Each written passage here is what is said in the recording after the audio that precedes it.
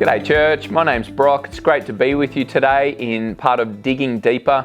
We have an opportunity to explore in more detail the scriptures following our Sunday sermon yesterday. I'm really enjoying exploring the book of 2 Peter and look forward to what that means for us as a church and individually as disciples over the coming weeks. Today I just want to push into one particular verse in 2 Peter chapter 1 and look at it in a little bit more detail.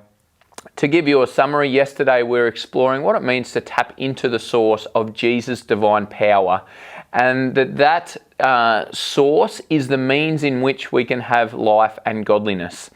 I love how it explores through the knowledge of Him and His glory and great promises that we may be partakers in the divine nature.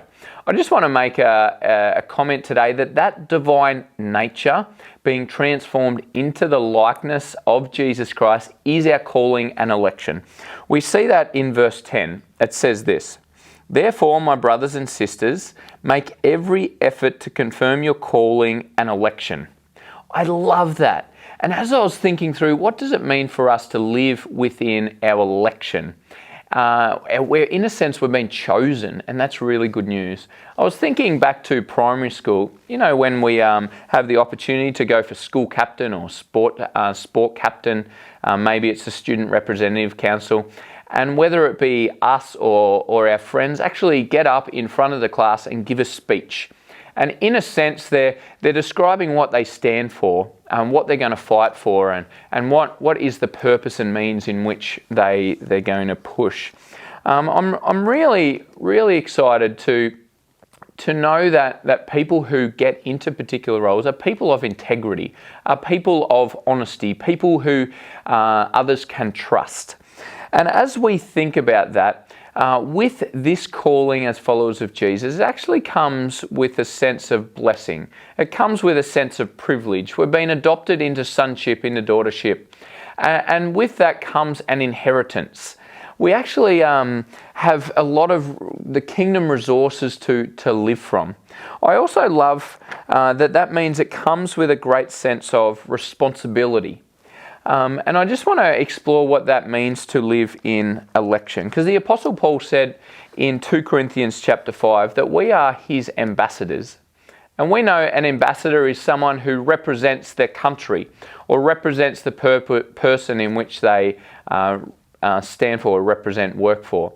And that's what we're doing with Christ. We're representing everything that he stands for, his character and our calling within that.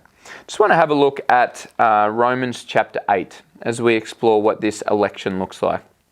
And this is the Apostle Paul speaking, Romans 8, chapter 8, verse 28.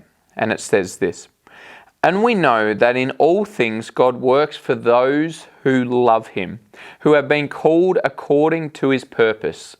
Listen to this: "For those God foreknew, he also predestined to be conformed to the image of his Son." I love that. Predestination. Predestined means it is set in concrete. It is sure.